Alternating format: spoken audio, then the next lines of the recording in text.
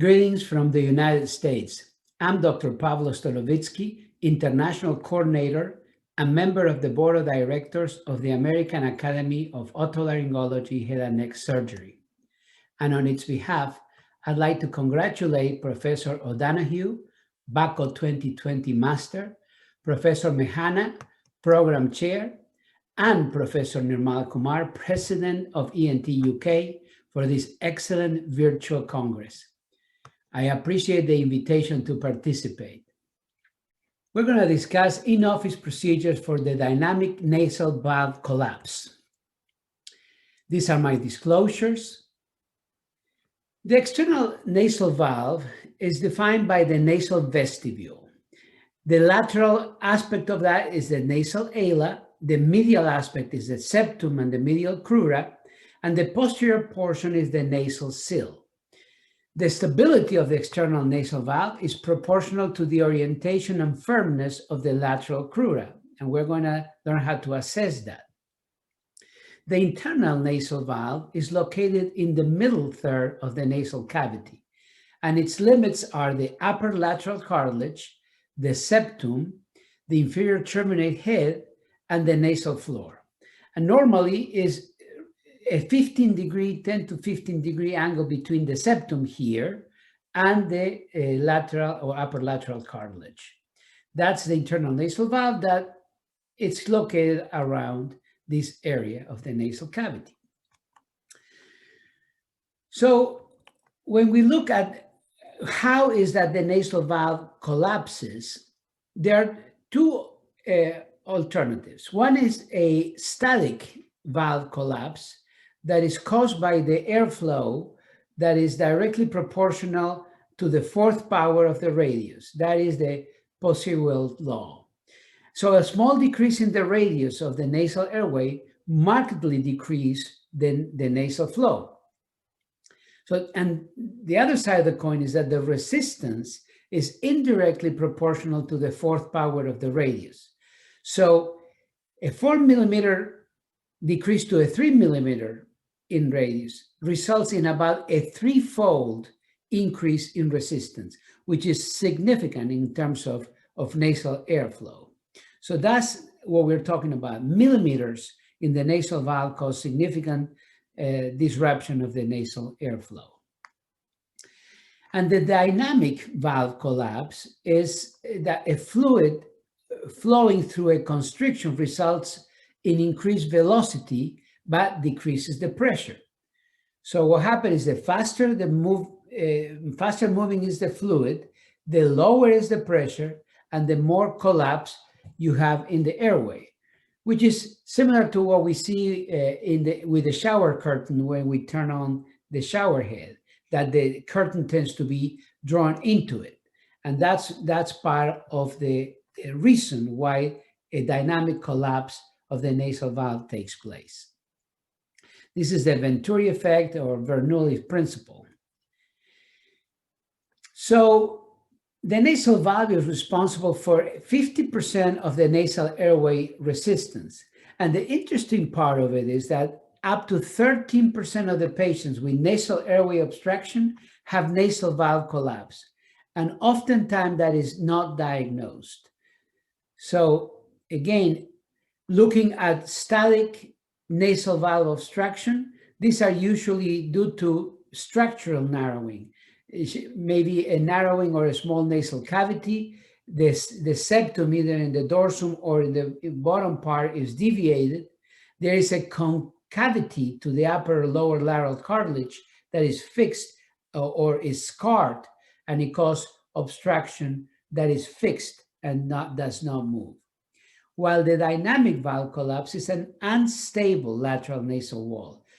Could be congenital for weakness of the cartilage, could be surgical, iatrogenic, or because of trauma. So these are the difference between the two. So it's very important that we do the evaluation of the nasal valve prior to doing any decongestion of the nose and looking at the base view and the frontal view, and then look at where the caudal septum is, how is the alar rim what is the fold, how is the narrowing, is there any pinching, and ask the patient to breathe and to assess how the airflow takes place. So visualizing the nasal valve at rest and with natural inspiration is very important prior to putting any nasal speculum or doing any decongestion of the nose. So by anterior rhinoscopy, like I said, we just do the assessment prior to any manipulation, and we carefully assess the internal and external nasal valve, the caudal septum, and the modified caudal maneuver that I'm going to explain. And then we proceed with the nasal endoscopy to look at the findings in the nasal cavity property. It is important. So I use a wax curette, and it's important that we place the wax curette gently against the nasal valve. We do not want to outwardly displace the nasal valve or the ala. We just want to stent that nasal valve, meaning we should put it where it should belong, and we ask the patient to take a normal inspiration and a deep inspiration. And we ask the before and after, meaning how's your breathing prior to the insertion of the wax curette by the modified caudal maneuver, and how does it feel, what level of improvement you have after we proceed with the modified caudal maneuver. And then we assess potentially what are the type of benefits the patient will have depending on the report that we get from the patient. But usually, if the valve is dynamically collapsed and you're stenting that valve just by placing the wax curette where it belongs at rest, that allows us to say that there is good likelihood that a procedure will be successful in a patient like that. So let's look at potential surgical techniques for lateral nasal valve obstruction. When we look at the lateral nasal wall, the surgical techniques that have been described are the alar batten grafts, the lateral crural strut grafts, and then we're going to talk about some of the implants. That's the topic of our presentation today.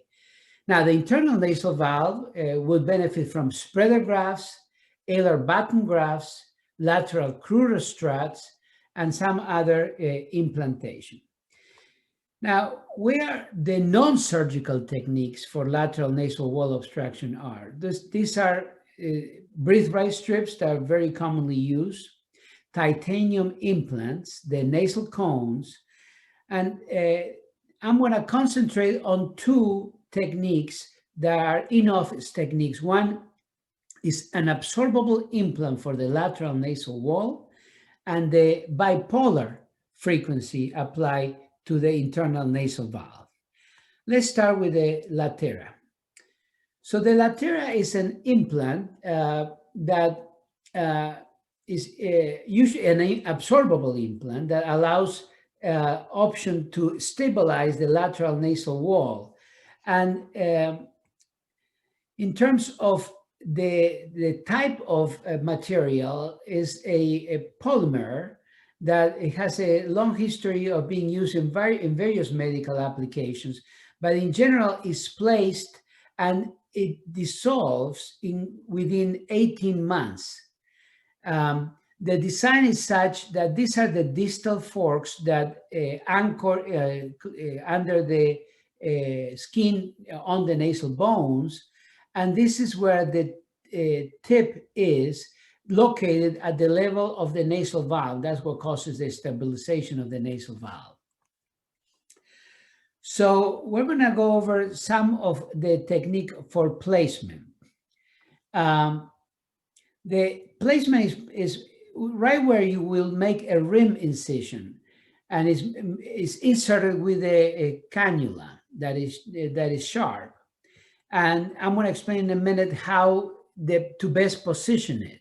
But the idea is to insert it, to have the forks leaning on the nasal bone to stabilize it, and the tip of it sitting at the level of the nasal valve to stabilize the nasal valve from collapsing. So to draw this, there is this applicator which allows us to say where the nasal valve collapse is, which is usually marked prior to the patient being anesthetized. In this case, the patient is under general, but we do them in the office as well. So, and this will tell you where the areas where we need to go. This is where the tip of the latera implant will be, and this is where the top of that will be, and this is where the forks will be. So that's how the planning is.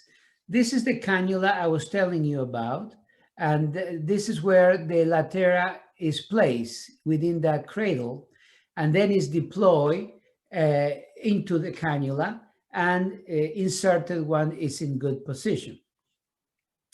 So here is the cannula. This is the area of penetration, right?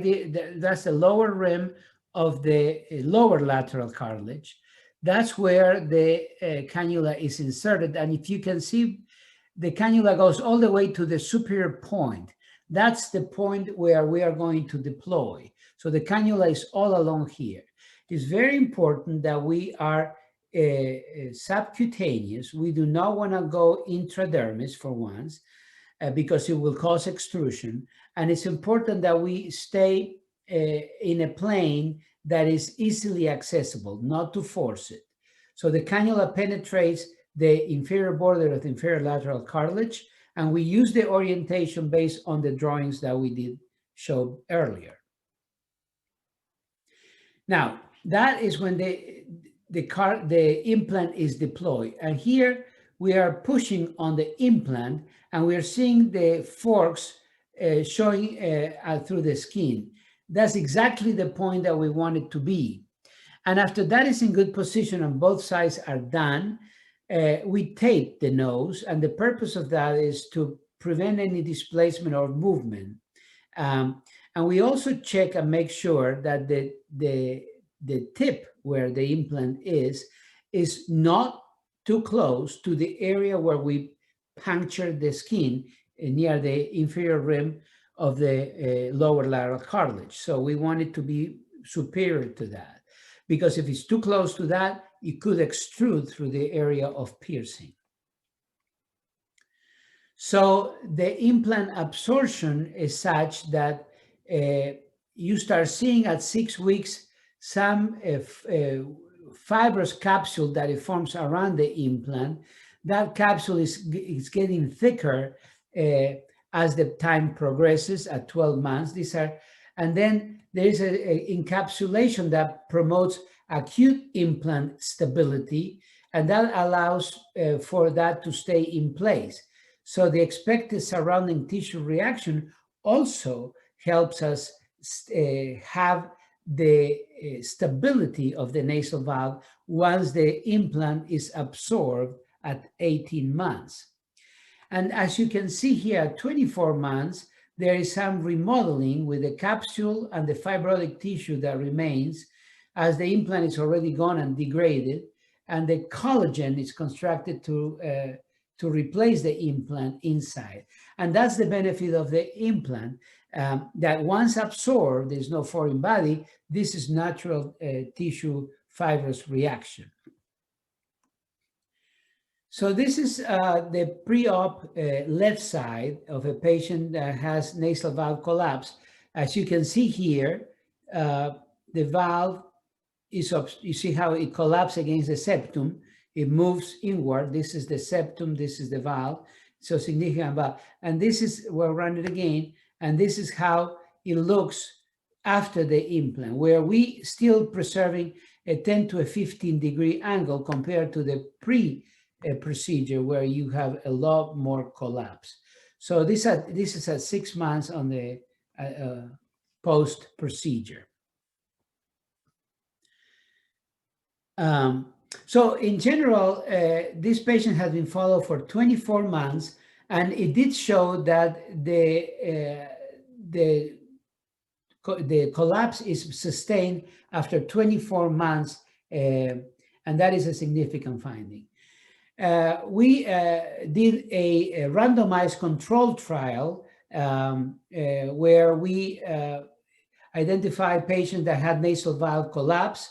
And the interesting part of the placebo part is that we actually did the insertion of the cannula. We perforated, we did exactly the injection, we inserted the cannula, but we did not leave the implant behind. And that's how we compare. So it's a significant apples to apples comparison, because the only difference between the two cohorts is that the patient with placebo did not get the implant, but they did get the entire procedure. And so it was a prospective multi-center single-blinded randomized controlled trial. We had 137 patients in 10 centers in the United States. We randomized it, as I said, in 2 arms. 70 patients were in the treatment arm, and 67 patients were in the sham control arm. And the primary endpoint at 3 months was the nasal obstruction symptom by nose score was reduced in the clinical severity. And we were looking at more than 20% reduction by more than one category. So depending on the level of severity, they had to move more than one category in the score to meet the criteria for the endpoint. And this was actually proved. So in general, we can say that the Latera absorbable implant of the lateral nasal valve is safe, because we did not have many at all in all these patients adverse events, and is efficacious in reducing the nasal valve collapse. So the other technique that I was going to discuss with you is the bipolar frequency, radio frequency for nasal valve obstruction. The trade name is Bivair. It's a radio frequency console, bipolar, which has a probe that has these areas where this is applied to the internal nasal valve. So the device treats the internal nasal valve, but also can treat the septal swell body and the inferior turbinates in the same trial. And so this is the procedure. The area of the nasal rim is anesthetized first with topical gel, and subsequently, after the patient is numb, is injected with 1% lidocaine with epinephrine 1 to 100,000 along the line of the lower portion of the middle upper lateral cartilage, I should say. And so, so the first application, as you can see here, is done in the inferior portion, and that is by applying pressure. This delivers radio frequency for about a period, and then we move on to the nasal valve more superiorly, and you keep on moving until you do two or three different applications on the valve. Then this is showing how the swell body, septal swell body, is done just to reduce the volume of it when it's too prominent, allowing for more room within the anterior nasal cavity. And again, this is a radio frequency that creates submucosal fibrosis and decrease in the swelling that there is at that level. And then you can also treat the turbinate. The turbinate obviously can be treated with many, many different techniques, but this is one of them. Pay attention that gel is applied because for the radio frequency to be delivered, a gel solution with saline is required. So the nose score of this patient was 80 prior to the procedure, and it decreased to 0 post-procedure. So some of the studies that have been done, one was a prospective non-randomized multi-center study done by Ofer Jakovitz and Mark Driver, and they showed that the endpoint was met with a nose score and patient-reported satisfaction at 26 weeks. So they lowered the nose score by 69% at 24.7, which was statistically significantly better. So this is a level 2B prospective cohort study. But the important thing is that now we're working on a a randomized control study of the nasal valve, and we hope to complete that in the next month or so. And hopefully we'll have randomized control trial with a higher level of evidence that this is indeed an efficacious way of treating the lateral nasal wall. So in conclusion, the diagnosis of the internal and or the external nasal valve obstruction is important, and we had to define structural narrowing or static narrowing versus the dynamic collapse. And then select the correct or the appropriate treatment, two of which I described today, the Latera absorbable implant, the Vivair bipolar radiofrequency, are effective and safe in-office procedures for the treatment of the nasal valve. Thank you very much.